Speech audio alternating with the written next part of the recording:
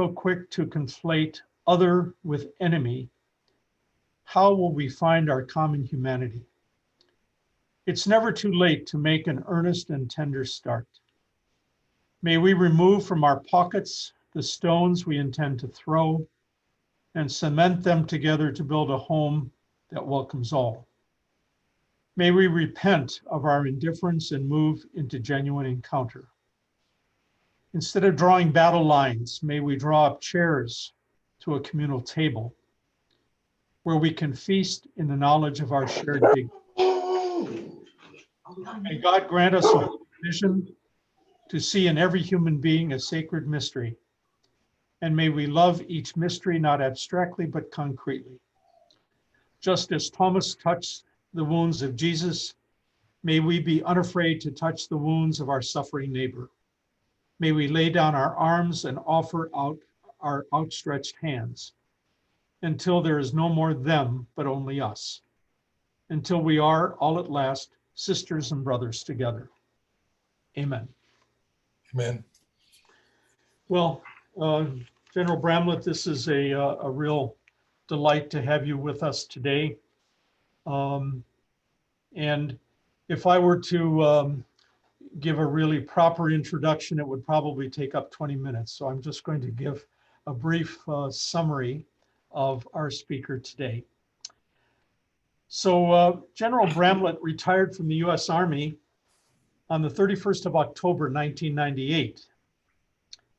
He concluded his military career as the commanding general of US Army Forces Command, a position he held from July 1996 to August 1998. As commander of the Army's largest organization, he was responsible for training and deploying forces worldwide in support of theater combatant commanders. During his career, he served as a commander and key staff officer in a variety of places and positions, in peace and in war. General Bramlett served as the commandant of cadets, similar to our dean of students at West Point from 1989 to 1992. Joint assignments include Deputy Commander, Chief of Staff, U.S. Pacific Command, September 94 to June 96. General Bramlett is a 1964 graduate of the U.S. Military Academy at West Point, and he holds a master's degree in arts and in English from Duke University. He has served as an adjunct professor with Hawaii Pacific University in the Graduate School, History and Literature. He currently works as a volunteer on management boards of several community service organizations here on Oahu. He is married to the ever popular and ever professional Dr. Nora Harbison. Sorry, don't tell her that. Okay, now work on that introduction for Nora. Nora Harmson. Most notably, General Bramlett has served on the Chaminade University Board of Regents, I believe for about 9 years or longer, and several stints as interim or vice chair and interim board chair. His contributions have been absolutely invaluable. So, General Bramlett, as I said, we're really delighted to have you here, and thank you so much for agreeing to do this. I will hand it over to you. After your presentation, we'll have some time for Q&A. Thank you, Father. Thank you. I'll pass on to Nora your spotless introduction to her. No more free meals for you. It's hard to get the R's and the M's there. No, but it is. Well, to everyone tuning in or viewing in, it's a pleasure to be here. It's really an honor. When Father Marty asked me to speak, and I said, what do you want a soldier to speak about, given the themes of the various programs over the Wednesdays past? And he said, and I quote, talk about your desire and willingness to serve one's country. And I thought about that, and I realized that no one had ever asked me that. I've been asked many times, why did you join the Army? But no one ever asked me, why did I stay in the Army and by extension and by purpose to continue to serve the country. No one's ever asked me that. And so when Father asked me that, I thought, well, why? Because as you'll find out, I had an experience such that I didn't intend to stay. And obviously I did decide.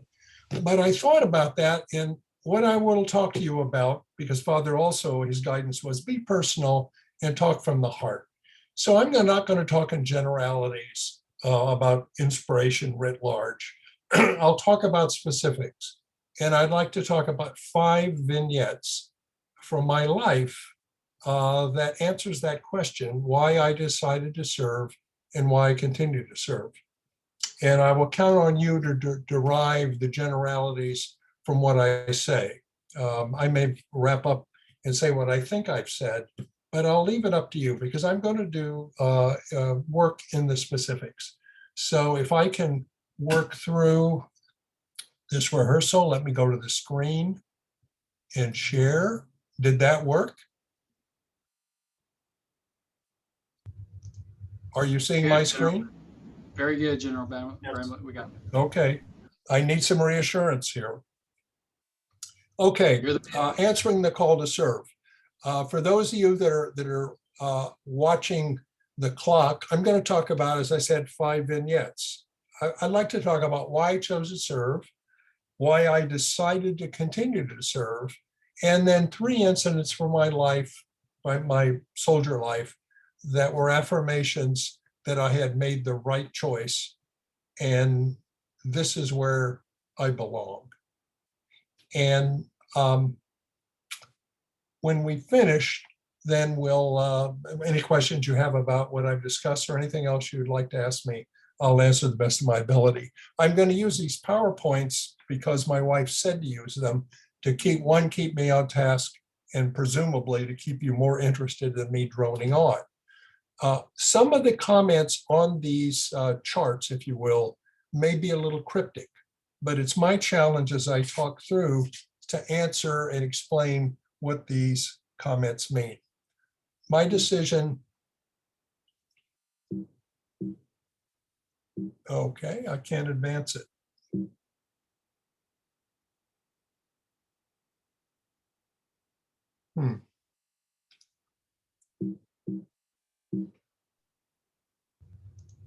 Okay, let me troubleshoot this.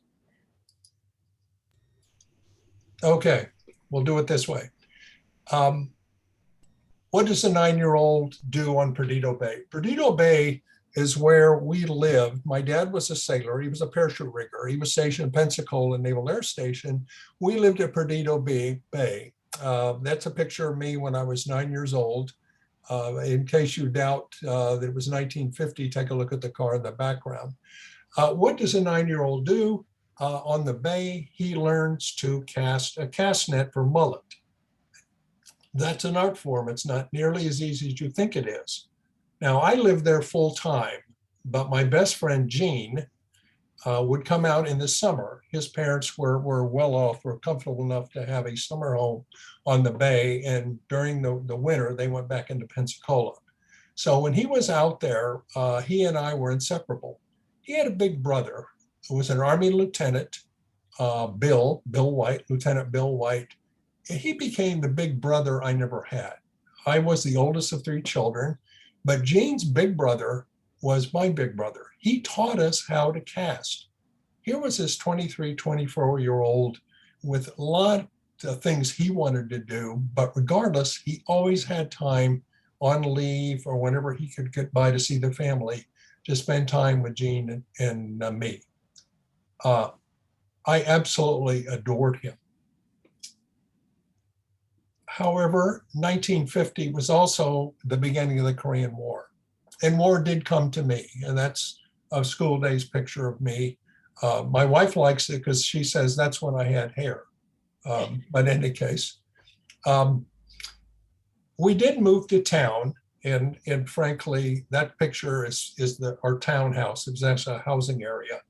And as was my practice, I went out to pick up the newspaper one morning, and it was folded as newspapers are when they put the rubber band around it. And at the fold, when I picked up, The article that I saw first was Lieutenant White killed in action. And I knew what that meant. I went in, my parents opened the paper, read it to me because they knew Bill also. He had been killed in Korea around November, December 1950 during when the Chinese came into the war. I was devastated. That day, I came to my folks and said, Mom, Dad, or words to that effect, I'm going to replace Lieutenant White. I never wavered from that day forward that I was going to be a soldier and replace Lieutenant White. And of course, as the years passed, I went to high school and went on to a year at San Diego State, went to West Point.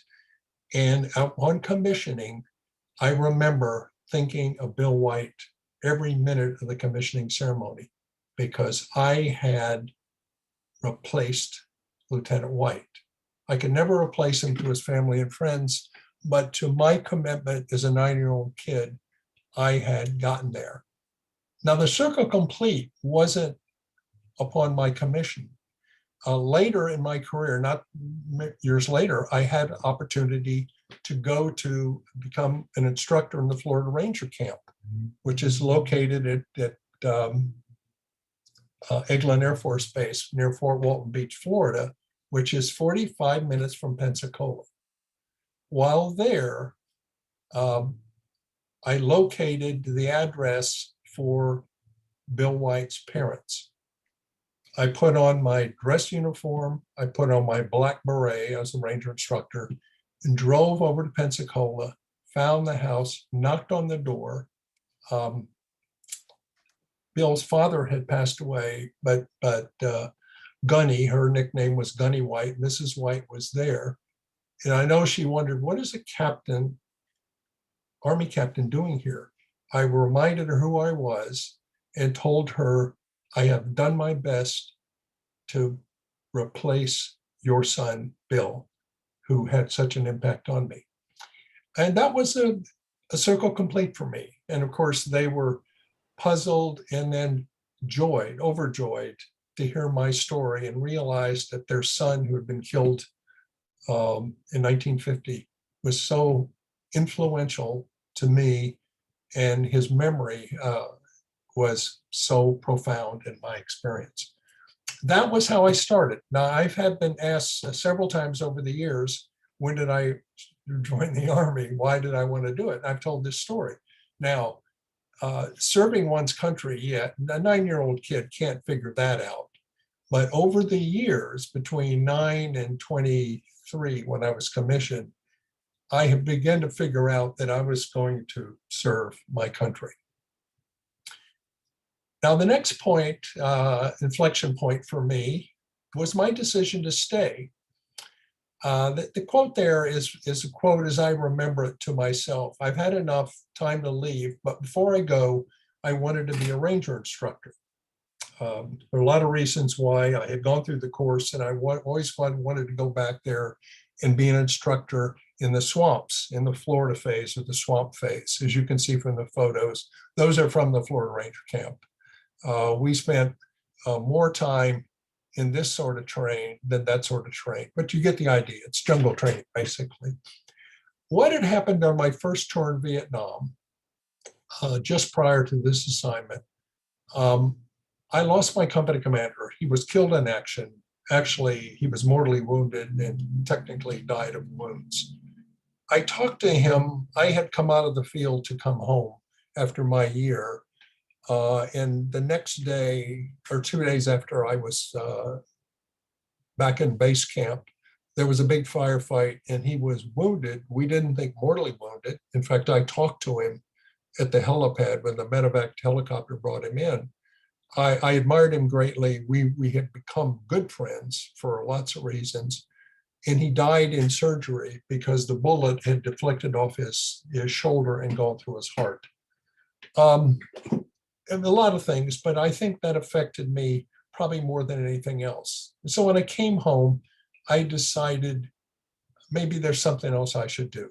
My aunt made it easy because she said, I will pay your way through law school if you leave the Army and go to law school or whatever you want to do. And so I went to the Ranger camp with that in mind. But one thing I didn't count on was the impact of people I served with. My commander was Major Charlie Beckwith. I have never met a man so dedicated to the Army and dedicated to the country as he was. He's gone now. He went on to have a great measure of fame within the Army. He founded the Delta Force, the force you occasionally read about. He was the founder and first commander, but he was the commander of the Florida Ranger Camp. And he had assembled a collection of characters, of which I was one.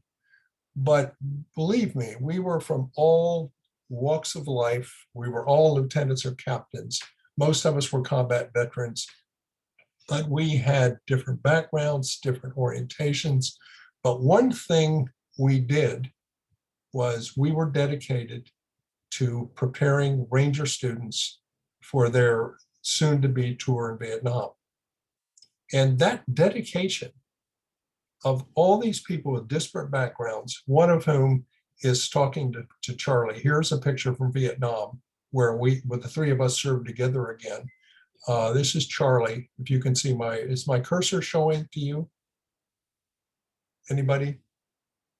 Do you see the cursor? Yes, yes. General. Okay, well, this is obviously then Colonel Beckwith.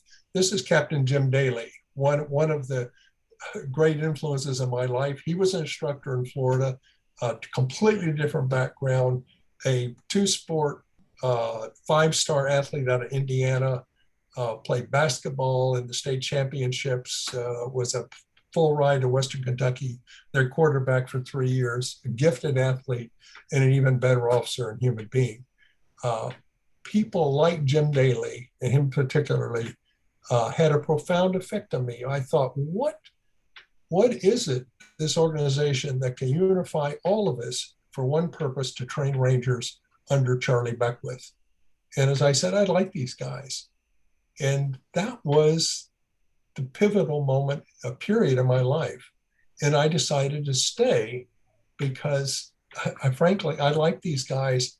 And what kind of organization could get that sort of loyalty to a purpose and loyalty to each other? And I wanted to be a part of it. Now, the next three vignettes, if you will be on the affirmation. I left this assignment and went back to Vietnam as a company commander. Now, that's me in the fuzzy picture on the right. And these are representative of the soldiers I led as a company commander. A company command in that time in the U.S. Army, the 101st Airborne, was about 100 soldiers in the field. The fella here next to me is the first sergeant, and these soldiers are receiving some sort of award or perhaps promotion certificate. And this is typical of the terrain that the company operated in part of the time. Now, this company command, where I was the old man, I was all of 27 years old, and these 100 Americans, and probably over my 7th-month command tour, we probably went through about 215, 220 men during new people would come in, old people would rotate, and so on.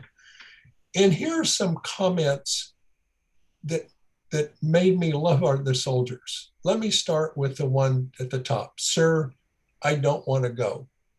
When I got there and took command, and as you can imagine, a new commander, anybody in a new position of authority, you want to be very careful. I'm going to pause here. Somebody? Any case, I was there about 2 days, and we got orders to go into an area that we anticipated would be a troublesome area. We anticipated we would have a fight when we got there. And a sergeant came to me, because I didn't know anybody, and I'd been told Sergeant so-and-so wants to see you, and he doesn't want to go. And I said, well, tell me about it. And they said, well, he's been wounded twice and he's been decorated twice for bravery. So I said, let me talk to him. So he came in and he said, sir, I don't want to go. And I said, why? And he said, sir, I'm about finished my tour of duty. And the division policy was 7 days to go. You could come in from the field, or within that period, you didn't go to the field anymore. That last 7 days was to depressurize, get your personal effects in order, and get ready to go home. And he had 9 days to go. And he said, sir, for 2 days, and I have this feeling I'm going to get killed. I'm not going to come back. I said, oh, well, I think we'll be okay for a couple of days. And so I tried to talk him out of it. And then I said, well, why wouldn't you want to finish this tour? Wouldn't you look back and say, gosh, if I'd just done the last 2 days, I would have done everything. And he looked at me like I had two heads, and I probably did at that time. Any case, I told him, I thought, well, this is my authority. I can't start making exceptions right away. And I said, no, I want you to go. And to which he said, yes, sir, saluted and left. Parenthetically, I would tell you, I regret that decision even today. It was a terrible decision on my part. And I feel bad today. But what it told me about soldiers, and this soldier, is he went back, got his gear ready. We went out to the area, and 2 days later, the supply helicopter came in. And yes, you can believe I almost carried him personally to the helicopter, put him on. He was all smiles and no hard feelings, and wished me good luck. And I wished him good luck, and off he went. The next, sir, I'm a conscientious objector. One of the sergeants came to me, a new sergeant, a college graduate, and he announced to me that he was a conscientious objector. I said, well, then why are you here? He said, well, I realized going through training that I am indeed a conscientious objector. He was very articulate, but the Army just doesn't say that's not good enough. They will go back and look at they talk to your minister, they talk to your family. Meanwhile, he was an infantry sergeant. He would ask me about every 2 or 3 weeks, how's my paperwork doing? Of course, I didn't know. He was decorated twice for bravery, but each time we would go through to present him his medal. And of course, this ceremony gives you an idea of how informal it was, but sometimes a general would fly out with the medal to one sort of steady our nerves after a fight, and also to recognize soldiers who would distinguish themselves on the spot. And so we would go down the line. If you could visualize a general being in front of me, and then I would be next, the general would give him his medal, and then he would always say to me, twice he did, sir, how's my conscientious objector paperwork coming? And I thought, what must the general think of this outfit? He was a great soldier, and I left before he did. But when I left, he was still doing his duty. The third point, sir, they don't do this to our lieutenant. I had a platoon with a lieutenant and his second in command, a platoon sergeant. They didn't get along. Now in combat, that's not real healthy. And so our first sergeant, my first sergeant, said to me, sir, you got to do something. So I talked to the sergeant, who was an old veteran. Remember, 90% of this company were draftees. They did not want to be in Vietnam. They didn't want to be in the Army. They were drafted. The lieutenant had gone to OCS, but he had been drafted also. Let me correct that. No, the lieutenant had been an NCO, and so I think they clashed because they were both had different perspectives. The platoon sergeant said, sir, you're going to have to move one or the other. So I thought about it, and the days went by. And what had happened was the enemy had somehow got our names, and they had put out a wanted dead poster on this lieutenant, Lieutenant Steve Good. And they put Lieutenant Steve Good on a poster and offered a reward for like 10,000 piastres if someone would kill him. That was posted all over the hamlet we were based out of. The platoon sergeant came to me with the thing and he showed me this and he said, "Sir, they don't do this to our lieutenant. Don't worry about this platoon anymore." You guessed it, they couldn't have been a greater team. So thank you for the enemy. They had bonded this unit. But these were the experiences that told me this was special. Oh, one thing on the first sergeant. The first sergeant had 19 years in the Army. He was, as he said in his own words, he was hiding out at the University of Michigan in the ROTC program, hoping to reach his 20 years and retire. But the Army caught him and sent him to Vietnam on his last year of active duty. He was a Korean War veteran with the 8th Airborne Ranger Company. He came in and people had told me, "You got this guy, had been ROTC for 3 years. Lots of luck, Captain Bramlett." He came in and he said essentially what I said there: "Sir, I got caught, but I'll be the best first sergeant you can have." And he was. He was magnificent. Now there's the company. Tucked in that company or the people I told you about. The first sergeant is not there. He's off to one side as I am. They're waiting for me and the first sergeant to come up. But these are great Americans. These are kids that produce the affirmation where I belonged. Now remember, they did this when our country was filled with turmoil. Their contemporaries, where many of them were in college protesting the war, and many people of good conscience were protesting. They still did their duty.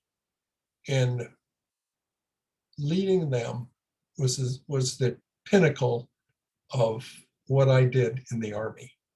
These great Americans did nothing more than wanting to go home in one piece, or if not seriously wounded, did their duty with all the turmoil behind them and all the turmoil when they went home they faced. That was affirmation, number one. Now, affirmation number two comes, 15 years later. And that's a picture of me at the pinnacle. I use that word again. I'm taking command of the 1st Brigade of the 82nd Airborne. If anybody that's watching that's been in the Army knows, the 82nd Airborne is one of our first units to go. They are a paratrooper unit, and to command any one of those brigades, of the 3 infantry brigades, is a singular honor. And it was a pinnacle. I mean, golly, I couldn't believe, and when I look at the picture today, I can't believe I actually was in command of the 1st Brigade of the 82nd Airborne. But the past can reappear. What I didn't cover, because it was just an incident in my first tour, I was injured much more severely than I ever realized. And later in command of this brigade, I aggravated the injury, and it was very, very serious. I knew I had a jump one night. It was windy, and it was a dark night jump and windy, and I plowed in like a lot of us did. And I knew that besides getting my bell rung on the jump, there was something else wrong with me. When I went to the division surgeon, he took x-rays of my neck, and he said, "What have you done to your neck?" And that was the results of an injury on 1966. The short version is, after many neurosurgeons later and a lot of MRIs on my neck, I was in Walter Reed getting ready to go into the neurosurgery suite. And this is a picture of one. And the day before, they put me on the very seriously ill VSI list. I said, "I feel fine." They said, "Yes, but you're going into neurosurgery on your spinal cord, and we put you in VSI for now." That got my attention. That evening before the surgery, about 6:00 in the evening, I got a phone call. Now, soldiers pray, and this is very typical of pictures that most of us see of soldiers at prayer. the chaplain in a variety of settings in the field, soldiers kneeling in prayer. It's axiomatic there are no atheists in foxholes. That's not true, but I can assure you there are very few atheists in foxholes. But generally, this is what you often think about soldiers at prayer. But I learned a different lesson, and it was, as I said, an affirmation. This is incredibly similar to the nurses' station and the neurosurgery ward at Walter Reed, at least when I was there in 1983. I got a phone call about 6 o'clock the evening before, and the phone, instead of being here, was actually right here. The nurse called me over and said, "You have a phone call." And it was from my assistant division commander, my immediate boss, general in the 82nd Airborne. I will leave his name anonymous for now. And it was on the phone. And I thought, oh, I appreciate that. I thought he would wish me good luck. But he said, good luck. But he said, what time is the surgery? And I said, 7 o'clock in the morning. I'm first up. He said, I will be praying for you at 7 o'clock. I was as silent as I was now. This was a legendary airborne soldier, special operations, one of the toughest by reputation and reality general officers we had. And he said, David, I really believe in prayer.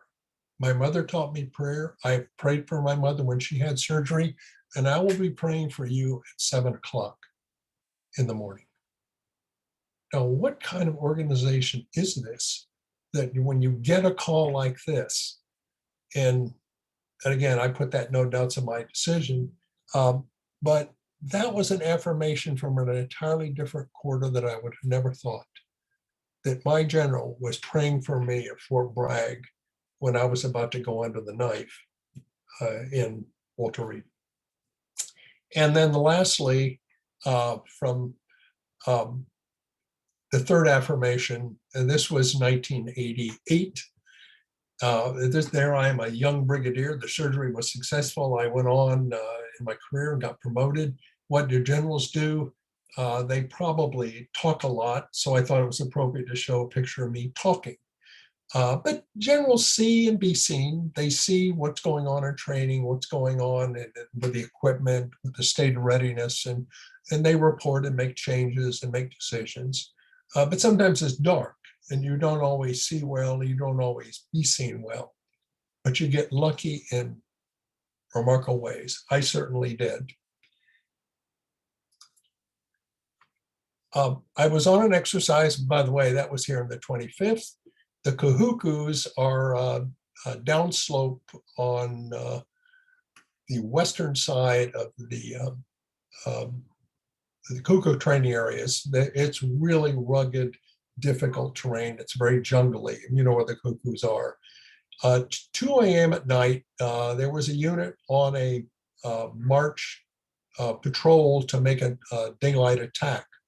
And as I usually did, I tried to be on the objective to see the attack. But this time I couldn't get there because it was so dark. So I stopped the vehicle I was in and just got outside and lay down to get some sleep and get up at 5 o'clock and try to get out there and see the attack. And I was laying there about 2 in the morning and I heard about 50 yards away the rustling through the jungle of a bunch of soldiers trying to be quiet, but you can't be quiet at night in the jungle, going through the jungle about 50 yards away. So I grabbed my helmet, told my executive, my aide, I said, grab your helmet, we're gonna sneak up there and just get in that patrol. And we did. And we walked along with them and just, nobody can see anybody in pitch black. And then they started the count. And what they would do is each person would send up a count. So the patrol leader, the platoon leader, company commander knew how many people he had. And so they would tap me on the back and I'd say my number and I would say the number. And finally, the kid behind me said, who are you? Because he didn't recognize my voice. And I said, General Bramlett. General Bramlett? I said, yeah. General Bramlett? I said, yeah. So we went on and I didn't think anything. I peeled off it for about an hour and linked up. Months later, I had a call a sergeant wanted me to reenlist him. I was flattered.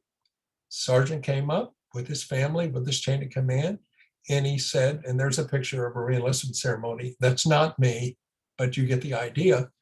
And he said, sir, you probably want to know why I asked you to reenlist me. I said, well, yes. He said, sir, you don't know me, but I know you were somehow out there in the middle of nowhere at 2 a.m. and you linked up with us. He said, any general that can go out there and suck like we did, I want him, he's my general, I want him to reenlist me. Now, I don't mean that to sound self-serving, but that sort of affirmation from a sergeant I didn't know me at all, that he would make the effort to give me the honor to reenlist him, reminded me. I'll stop there. That's those are 3 incidents. Those 5 incidents came to mind when Father Marty asked me. So what closing comments I have, if the joy is the word, for me, it was a joy to remember putting these notes together to talk to you all, to Bill White, to Charlie Beckwith, to Jim Daly, to First Sergeant Lenz, Dexheimer, Shaw, Good, the General X, and Staff Sergeant Y, and Charlie Company, 2nd 327 that I used to picture. That's the joy. And I remember they reminded me at the time, and they're reminding me more than ever now as I put these notes together, that that's where I belonged, to serve them, and by extension, serving my country. So let me stop there and see if there are any questions or anything I can answer or any topic you want to discuss. General Bramlett, thank you so much. You're a wonderful presenter. If anyone does have a question, you can raise your hand, or if you want to put it in the chat box and we'll retrieve it there. I had one question that I'd like you to reflect on. One is how your family reacted when you decided to join the Army, and how was it when you retired after such a long and very storied career? How was that to leave the Army and that separation? Those 2 parts, family at the beginning and separation at the end. My parents were proud that I was going to serve. My dad was a career sailor, and so this service was a part of our life. I grew up in the Navy, so they were proud, particularly when I got to go to West Point. They were to say they were ecstatic doesn't capture it. Just the fact that their son could actually go to West Point, and then when I was commissioned, they couldn't have been more supportive and happy. And throughout my career, now I would say one thing. It was always difficult to convey to my parents as I got more senior in rank, how relatively well I was doing. When I showed you that picture of the 82nd Airborne, I mean, I was doing handsprings. So I called my dad very proud and say, Dad, I'm going to command brigade in the 82nd. To which he said, oh, that's good. I said, Dad, I mean, I realized he was a Navy sailor. He was a parachute rigger, and he didn't know much about the Army. He had never seen, he only saw me promoted one time. So I broke the code. And then I said, Dad, if I were in the Navy, I would be commanding a carrier.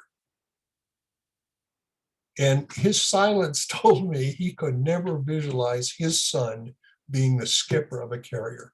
He just couldn't believe that. That just didn't compute.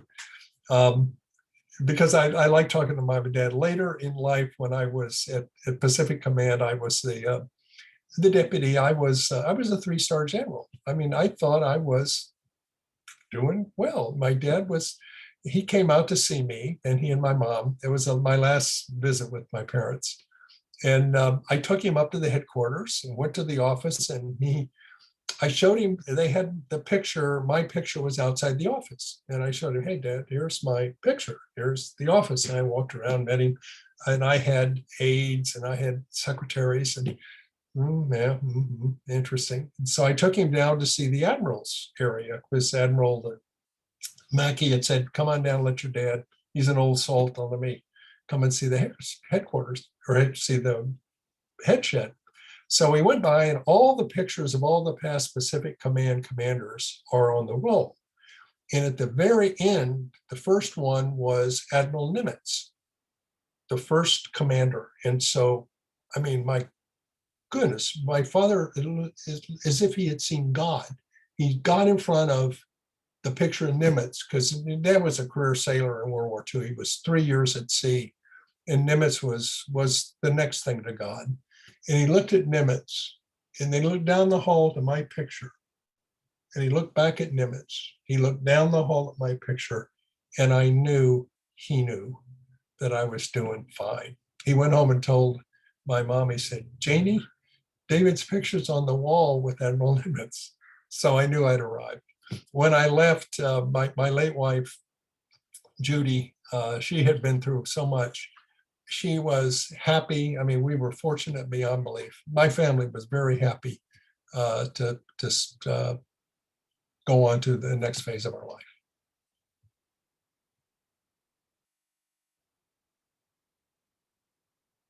Thank you. Questions, comments, reflections on what we heard? Okay, Captain Steiner raised his hand. There he is. And hey, Father Martin, we got over here. Yeah, it's two for one. Sir, thanks so much for your presentation. Really appreciate it today. Laura and I were talking. So a couple, I guess, coincidences. Laura's grandparents also still live in the Destin area and they were in the Air Force, though, so did some work at Eglin Air Force Base. But just a couple questions. One, I wanted to know, I guess, one, what was your favorite duty location? I'm guessing Hawaii since you're out here. And then two, how did your family, I guess, deal with constantly moving around every 2 or 4 years or so? Over. I can say that now. Of course, you can appreciate it in the Army. You have to be careful because then somebody gets their nose out of joint. I loved my assistant division commander time at Schofield. That one picture where I was talking and where the sergeant said, "Really," that was probably my most favorite. I love training. I love being in the field with soldiers, and I was I think I'm the longest serving assistant division commander in division's history. It was 2 years and 3 months of just deployments around the Pacific area and working here. So that probably would be. My late wife would tell. I feel compelled to say she would probably say West Point. She loved the boys and girls together at West Point when I was a commandant. What was your question? What second question? Oh, how do we handle moving around? My son probably paid the greater price. He made the adjustment, but every time we moved, it was traumatic.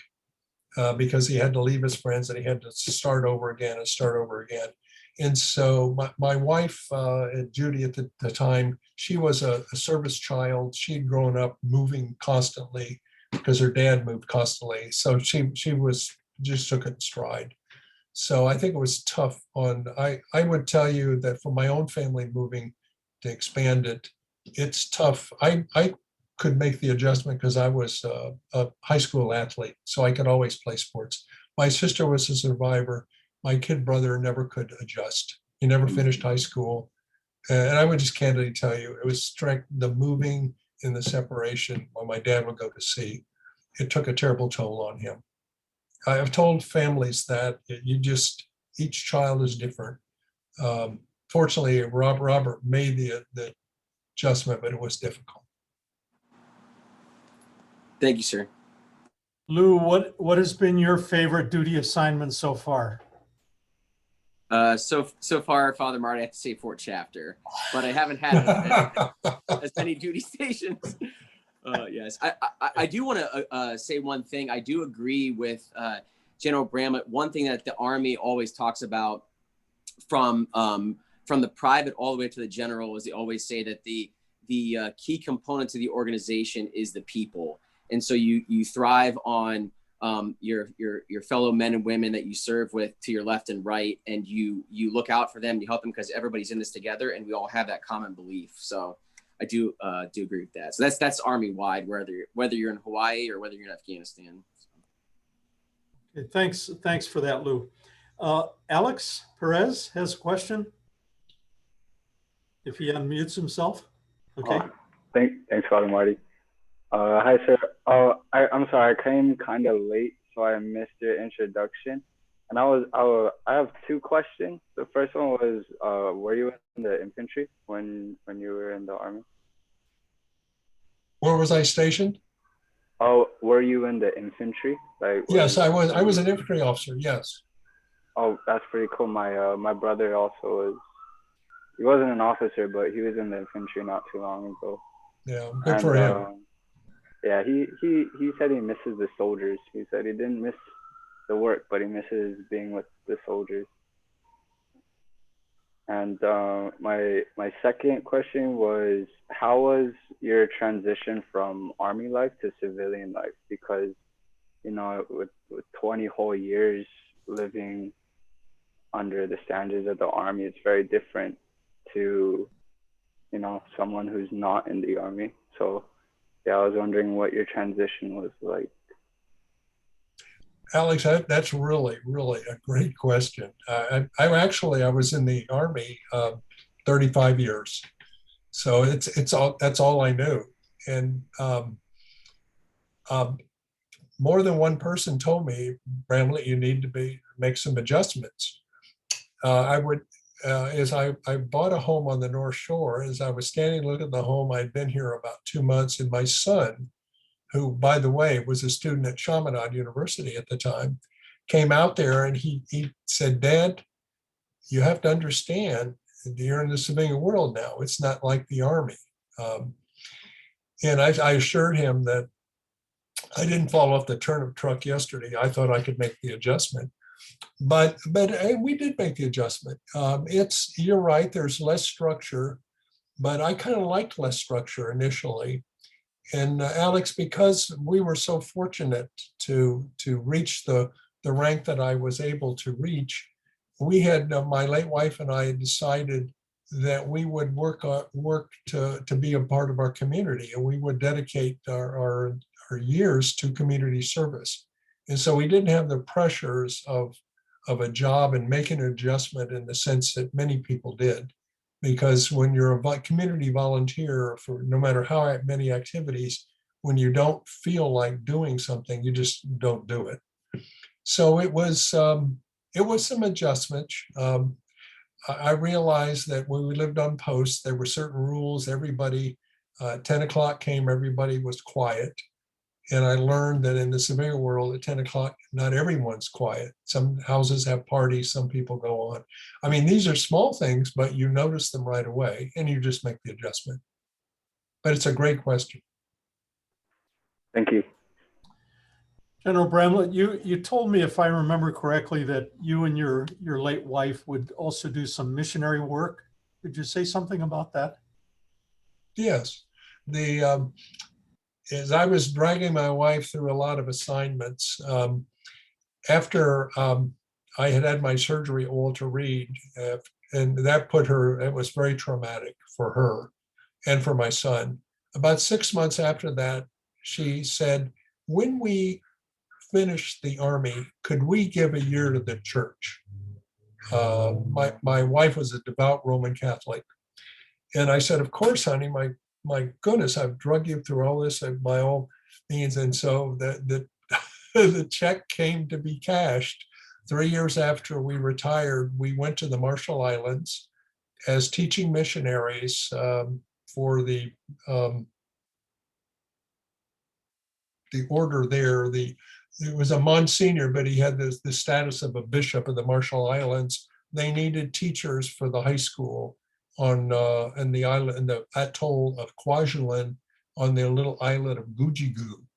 And my wife and I lived there for a year teaching high school in the Father Hecker High School, Queen of Peace High School at the time.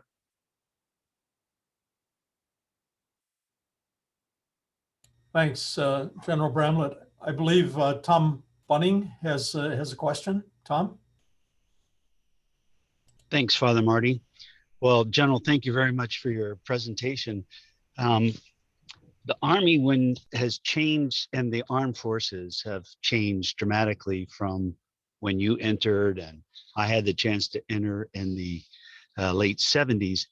It's gotten so much smaller, which means there's a lot less Lieutenant Whites out there to make an impact on the next generation or the next wave of people that are looking to be inspired to answer the question on what's the best way to serve. Thoughts on how to address the upcoming generations and share with them the joy of serving your country, not only in uniform, but maybe some other ways you can think of. Tom, that's kind of tough. But as I look back on the people that, it's common to say, look for someone to mentor you, or to look for somebody to mentor. But the people that impacted me and the people that I've impacted, it was by accident. It was sort of being yourself. Bill White, I don't think if he were alive and I had gone to visit him as a captain, and who knows what my life would have gone if he had not been killed. Maybe I wouldn't have had the motivation.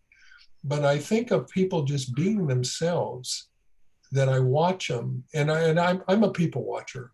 I really am. I watch people, and role modeling to me is very important. Not so other people. So but whatever your desire to serve, if you see people, if you just don't know the impact you have on an act of kindness, an act of consideration. I use Bill White as an example. He was just kind, but my goodness, my life turned on his incidents of kindness. He wasn't intentional. He just was hanging out with his kid brother and his kid brother's best friend. Tom, I don't have a profound thing to say other than just be yourself and hope people will notice. And that's one way to touch this generation. Thanks, Tom, for that question. Christopher Johnson has a question. Thank you, Father Marty. Colonel, thank you very much for sharing with us today. My question is actually twofold. Colonel Roy Peters was a good friend of mine, and he was a chaplain and in the airborne. And he and I go way back. Anyway, just before he died, he looked at me and he said, Christopher, find a way to transition from warrior to shepherd. And as I was listening to you, it dawned on me that as a commander of men in combat, you had to both be warrior and shepherd. So how did you balance that, in real time? And now that you've transitioned, out of active duty, how have you transitioned from warrior to shepherd? Your first question is one that I have thought about for most of my career, starting with my company command experience. I frame it differently. I frame it in military terms, but it's exactly, Christopher, what you're talking about. Every leader in the Army, in any service, but like the Army, there are two things that he or she has to do. That is accomplish the mission and take care of the soldiers. They're often incompatible. You touched on it. You cannot be assuming a warrior is, we're going to do the mission, and the shepherd is taking care of your flock. And I've told officers many times that the challenge of command is you can't always do both. In the Army, the mission comes first. In 2327 in Charlie Company with those great Americans, I put their lives in harm's way for the mission. That's what drained me. When I finished company command, I was burnt out. And I analyzed it over the years, even as a battalion commander, brigade commander, division commander, I've commanded at so many levels. That tension between making a decision as a warrior, as is the mission, at the expense, the inconvenience, or the risks you ask the men and women who follow you to endure is tremendously draining. You can't have it both. A very popular comment with younger officers is mission first, soldiers always. Oh Lord, that would be true. I've told them it isn't always true, and you have to be prepared to reconcile that tension. When in wartime you expect it constantly, and that's what wears you out as a leader. When I retired, because I went in, my wife and I chose the path we did. It was easier to go. I'm not sure I would say shepherd, but it was easy to be a servant. I found it so exhilarating to be as a USO member and just go out and sweep the floors and just do menial tasks and not be in charge. So it was kind of fun to be a private. Now, again, when you're voluntary, you can, unlike an Army private, I can say, I don't think I want to do this. But anyway, it's sort of but your first question is really hit my sweet spot, Christopher, because I have thought about that for decades. That very factor. I never thought about warrior versus shepherd. I've always done mission versus welfare of the soldiers. Thanks, Christopher, for that question. We're nearing the end, General Bramlett, but I would ask you if you could just make a comment about your association with Chaminade University and what that has brought to your life, because we know what you have brought to Chaminade University. Could you just make a few comments about that? Yes, the Chaminade, I joined the Chaminade Board of Regents. One, I was asked, I was very flattered, but I felt it was my chance to pay Chaminade back for, one, the education Chaminade gave my son, and of equal importance, my late wife, as I mentioned, devout Roman Catholic, attended so many activities at Chaminade, at MRO, and so on. And because of Chaminade's impact on two of the members of my family, I thought I could pay back the best I can. I never realized how gratifying my service to Chaminade, how enjoyable it was. I've always been interested in education, but to be with the faculty, I got to know so many faculty members, my fellow regents, the men and women that come from all walks of life, the leadership. It was a wonderful 9 years. I had to get my feet on the ground. The first 2 or 3 years, I couldn't remember, why am I here? And then the more comfortable I got, because Chaminade made me comfortable, it was I will use that word, joy. It was certainly a joy to be associated with Chaminade. And I like to consider myself, Nora and I, as friends of Chaminade, though I'm not the Board of Regents anymore. You can count on me when things open up to be at the basketball games and other things. I believe you were also on the search committee when Dr. Babington was. Yes, I was. In fact, you may have been the interim chair at the time. I was an interim chair for a while. I don't think so. I think Vaughn was back, but it was great to be on that search committee, and we did well. We chose the right president. Very well. We did very, very well. So, General Bramlett, thank you so much for your time. I think the personal level that you've shared and the sensitivity and the care that you brought to your career as in the Army is what we also appreciate very much about you. And thank you very much for your time. Thank you for sharing all of this. I think all of us will be thinking about these things for many days to come. We're very, very grateful. Thank you, Father. Thank you, everyone. Great questions. And tell Nora. Now you're currying favor. I'm trying to make up for my sins. Yeah, right. Right. Anyway, thank you very much. And tell All her right, thank Father. you very much. We send our love and prayers. All right, thank you, Father. Okay, thanks Thank you, everybody everyone. for joining us. Thank you, General Bramlett. Thank you. So nice Thank to you, see General. you. Let's see. Thanks, Father Marty.